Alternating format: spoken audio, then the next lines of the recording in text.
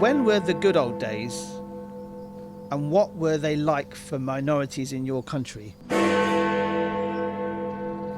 B's question is, houses are now seen as assets, not as homes, which is contributing to our unequal society in the UK, especially here in the far southwest. Left unchecked, this would run and really undermine us. The poor are partly kept poor, as they seem to work to keep the rich rich. Any thoughts? So the poor are kept poor to keep the rich rich. Ever been to Uruguay? Well, that's where we're off to today. We're off to Montevideo. This is the People's Countryside Environmental Debate Podcast. I'm Stuart the Wild Man Mabbott. He is... I'm William Mankler. Thanks very much for being with us on another episode of the People's Countryside Environmental Debate Podcast. Now, this podcast has a mission to basically get polarised views, to visit or at least take a step towards the middle ground and just see, is there any common ground we can build from? And today's topic, it comes from a listener question anywhere in the world, and we never read the questions until now, so there's no preparation. No, but I'm just having a quick squiz through, and it's talking about the good old days, So I wonder what that's about. I mean, that jumped out at me, but we'll read the question in a bit.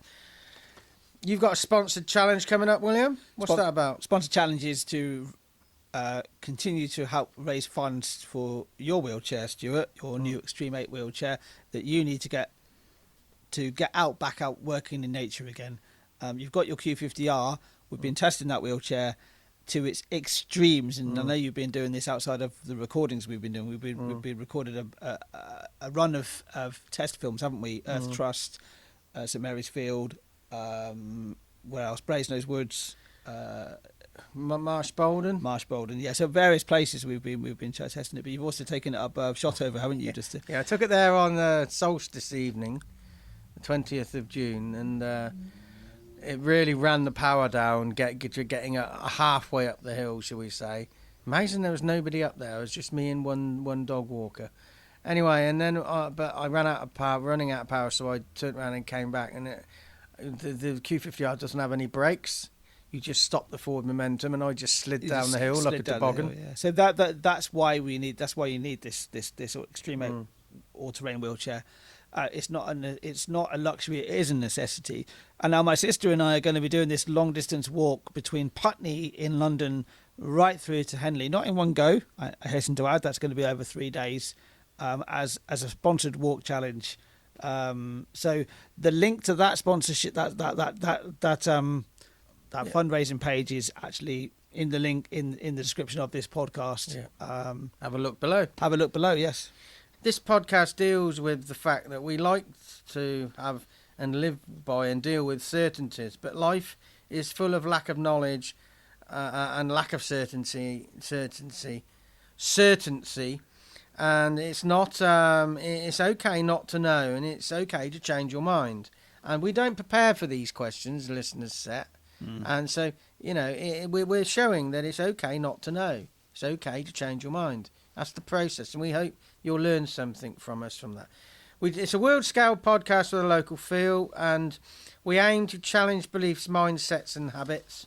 And I reiterate, we're not scientists, we're just two ordinary guys. William's a little more ordinary than me, but that's fine. Fair. Very fair. Very fair. And I've always been called fair. Anyway, who's the first listener question from today? You teased it at the start of the episode. It's from Montevideo, which I love that name, Montevideo. And does it mean mountain view? I can't remember. Oh dear. Montevideo. And Montevideo is the capital of Uruguay. And I have not looked up how to pronounce this particular. I think it's Teresita. But you're right. I think it's Teresita as well. So Teresita, thank you very much for your question. This is your first question you've ever sent in to us. So thank you very much. Teresita asks, the internet isn't good here sometimes, but listen to your new releases on the day you go live when I can. When were the good old days, and what were they like for minorities in your country? Ooh, that's a behemoth of a question. Yeah. It's amazing sometimes. Can I just say right now, sometimes we'll have a question that's got like an essay, but it doesn't. Sometimes the shorter the question can have the most impact. Can be the bigger question. Okay, let's pull this apart into two sections. When were the good old days? They never were. Well, the good old days were always seems to be a certain amount of time in the past. It was always sunny. And depending on your age, it probably would be 30 or 40 years ago, depending on that. Your childhood, especially, is the good old days. When you hear somebody talking and they say, in my day, in my time, that's when they're talking about the good old days. And I think they're probably specifically talking about their childhood. Now, when you're a child, a lot of things that happen around the world. You're very naive and you're very unaware of what's happening because you're protected in a way by your parents or just by your actual naivety of what's happening in the world. I mean, I grew up in the 1980s and there was always stuff going on in the 1980s that I would never have been aware of. Yeah, I don't think the good old days is all the time because there's always somebody growing up. Yes. You know, the good old days before the internet. Yeah, bird watching and writing down records, that opened my eyes to the fact there were never good old days because our recollection cannot be trusted. No. I even know that about myself. So I don't think the good old days ever existed. No. But the second part of the question is this is where it gets tougher, isn't it? Right. So we can kind of categorically, even though there's no real categorics in the world, we did talk about that in the previous episode. When were the good old days? That's the first part. And what were they like for minorities in your country? I can't answer that question. I'm not a minority. Well, it's the minority police going by now. And up until relatively recently, probably in the last 15, 20 years, the minorities didn't have a voice. Well, it was hard to have a voice. They had a voice, but it was never heard. Do you think they have more of a voice now then? Yeah, I think there's more mediums to make that voice heard. I think the voice was always there, but it's now heard. Because I've been sat in pubs and I've heard people say, you know, let's just focus on gay men.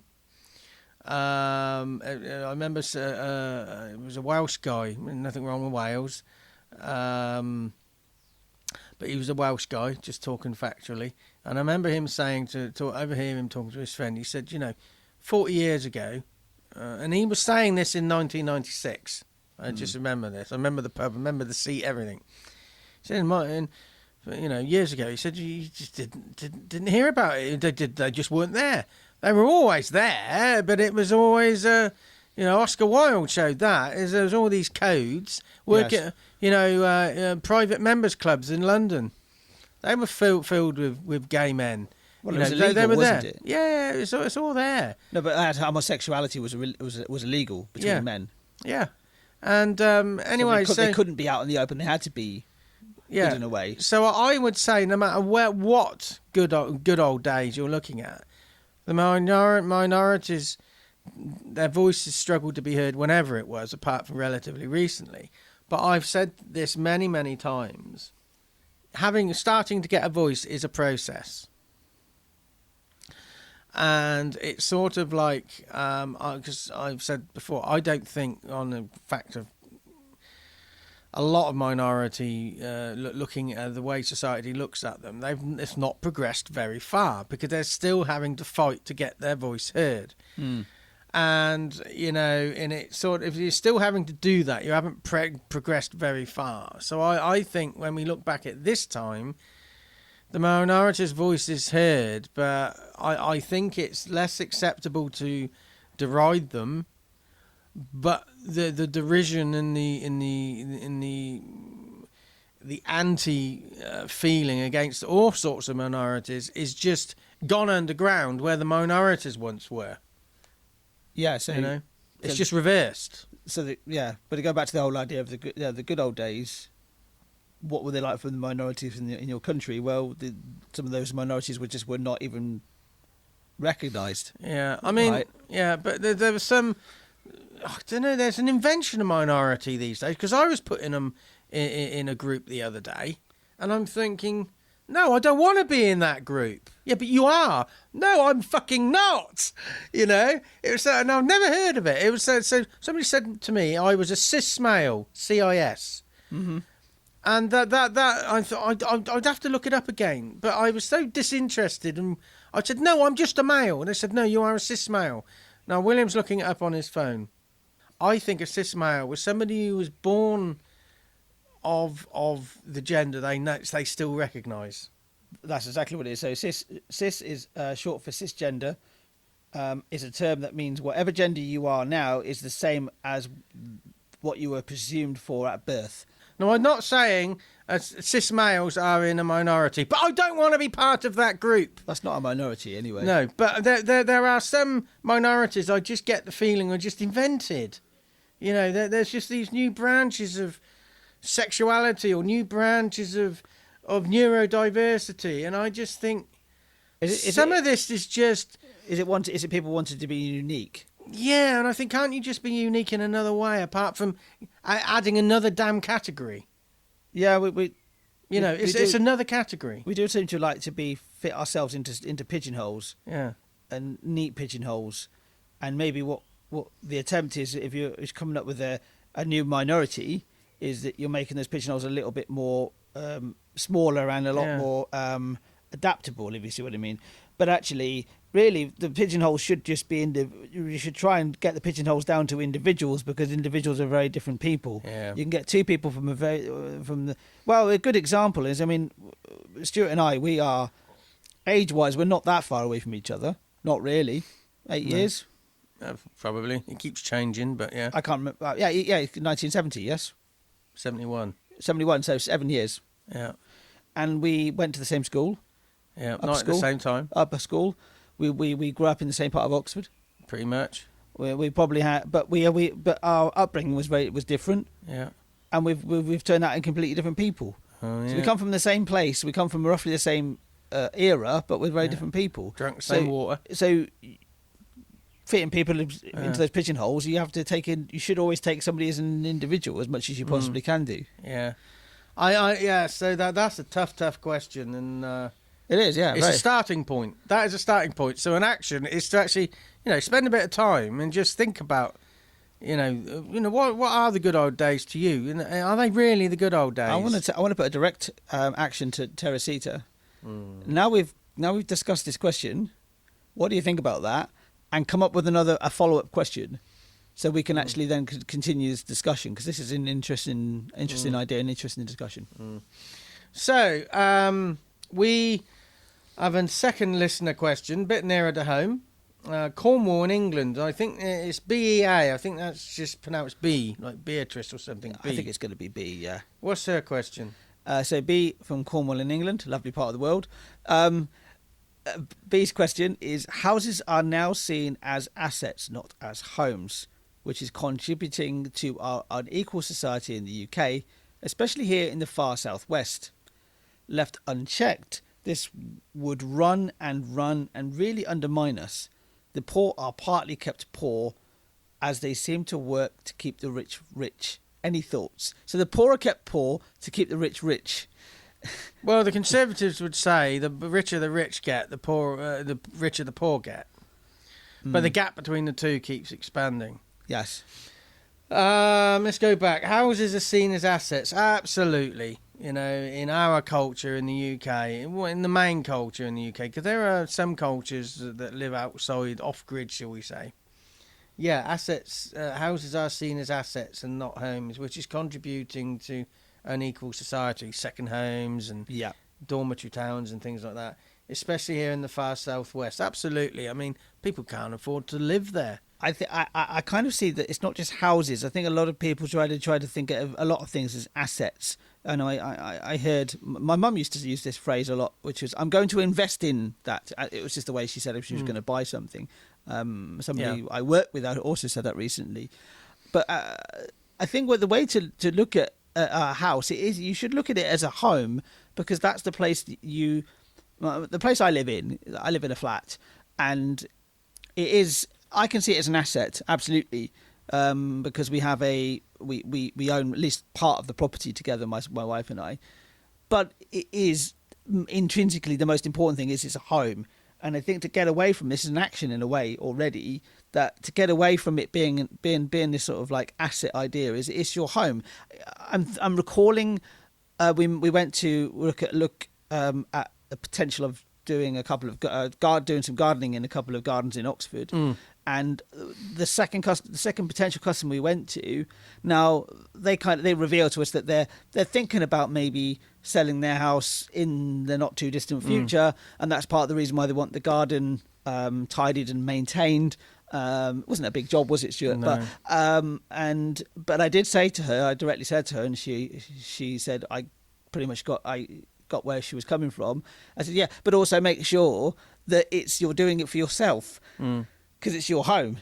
Yeah. Right now, you might be thinking about selling it in the future as an asset, but right now, think about it is your home. It is your home. It's not just an asset. It is an asset, especially if you're buying your own. Of course, it's an asset. It's one of your own assets.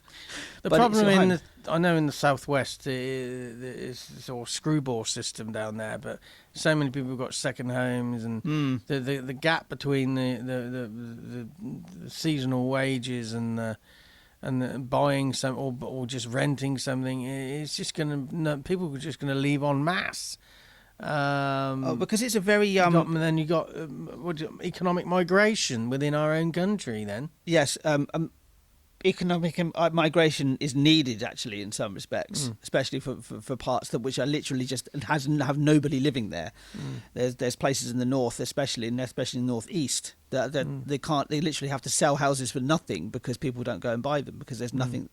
There's no reason to go there. There needs to be an economic migration in some respects. But the southwest in particular is so in demand during the summer especially. So people do get their second homes. So over the winter they're probably completely empty and completely not used at all. And in the summer, then there's people there that have no idea of the layout of the area, and they're just there in a way to use the facilities. Yeah, but how do you break that cycle of? I don't know, because it comes down to values. That also attracts obviously people that will try to make money out of those people buying those houses in the first place, and that then again sees these houses as being assets. Yeah, when I say it comes down to values, I don't mean value of the house. I mean personal values, ethics. Of course, yeah. So I think where you make that happen is you as individuals we need to make that choice. And say, well, I was having a conversation the other day with somebody about paganism. I had a number of conversations recently about that. And somebody said, I don't understand what paganism goes right over my head. And I sat there trying to explain it. And she said, it's going over my head. It doesn't, I said, well, the way to stop it going over your head is you need to interact with the concepts, the ideas, and to explore it. And not necessarily convert to it. Bottom line is paganism is anything that predates recognised religion, Christianity in the UK, and the Picts were considered barbarians. Well, anything they believed was considered. Well, the Romans were seen as pagan as well before they converted to Christianity. Yeah, exactly. So it's anything that predates that. This folklore and stuff. Yes. So it's just sort of like. I don't know. It's you just have to break the cycle of seeing homes as assets too much. How do you break that cycle en masse? Well, we all have to start as individuals and make the step to say, I don't want to live like this. It might be utopian ideal, but that's our only way of getting there. I'll read the question again because there's something. It's just one part I want to pick up on it, which is so that. B's question is, houses are now seen as assets, not as homes, which is contributing to our unequal society in the UK, especially here in the far southwest. Left unchecked, this would run and really undermine us. It's already undermining us. Yeah. Because it's seen as they're being on the property ladder. Are you on the property ladder? Where are you in the property ladder? I've never been on the property ladder. I don't want to be on the property ladder. Because If anybody asks me that, I just show him my dick instead. So my dick's big enough. I don't need to flash. You know what I mean? Just that's what a lot of people brag about there on the housing ladder, because it's like a dick extension. But there you go. But sorry about that. Carrying people. on, the poor are partly kept poor as they seem to work to keep the rich rich. Yeah, that there is an absolute truth there. It's like is it the rich man in his castle, the poor man at its gate? God made them high and lowly and ordered the estate. I think that's on what is that? That's on All Things Bright and Beautiful, isn't it? Mm. That says that we all have these set places to be in society. You know, that if you're born into a poor family, you're going to be poor, and that's where you belong. That's where you are. And you are there to keep the rich where they are. You know, it's the whole power dynamic, isn't it? Yeah. Yeah, I think that is the way it is. I think the way to break that sometimes is to actually not feel. We go back to a previous question from the last episode, which is all about superiority. You know, we were asked who do we feel superior to? We don't feel superior to anybody, Stuart, do we? No. Not really. We can feel superior in a moment, maybe. But yeah, to remove that superiority, remove that inferiority, and just be yourself, you know, and live your life how you want to. Yeah, I mean, so you know, houses and stuff, flash. It's like cars. Mm. You know, the cars so often are just dick extensions.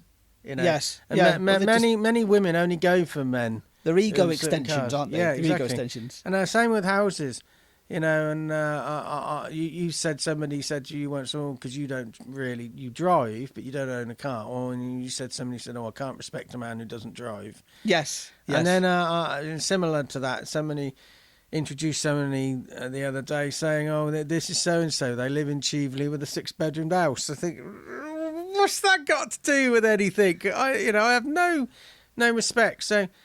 It's sort of like had they lived in, I don't know, like had they lived in London with a 6-bedroom house, you might have respected them more, right? It's irrelevant, and it's sort of like we just have to decide. Sarcasm. That was sarcasm. And we have to an action for this is just maybe think about the way. Just sit and think. How do you look at your home? You know, it's okay to see it as an asset, but absolutely, we own nothing. None of us own anything. Everything we have can be taken away at any moment in time. By situation, by chance, by the government. By death. Yeah. You know, it means, you know, so when you have that, see that in that context, does it matter? Anyway, pause there just to let you think about it. And we're running short of questions again. We've only got 3 listener questions lined up. So what are we going to do over the next 5 episodes to give you a chance to get them in? We are going to be discussing the questions that were presented to us for the second half of our environmental debate live and unscripted last year at the Bothy Vineyard. We've already discussed 2 questions recently in 2 recent episodes back in July. We're going to be doing that too. 5 more questions, aren't we? Yeah, got 5 more questions that we were handed to us during that live event that we've never covered at that event or on the podcast. So we're going to do one question per episode. It gives us 5 episodes and it gives you time to stockpile some more questions. But I have to say the questions we've got lined up, the 3 that we've got lined up, Milica from Podgorica in Montenegro is back. Ashton from Whitfield in Kent. I think Whitfield is a little village northwest of Dover. I may be wrong. That's a new new place, a new listener. Yeah. We've got Senna from Kidlington in Oxford. That's the last question we currently have. And so do send in your questions. How can people do that again, William? Send an email to thepeoplescountryside@gmail.com or find us on social media.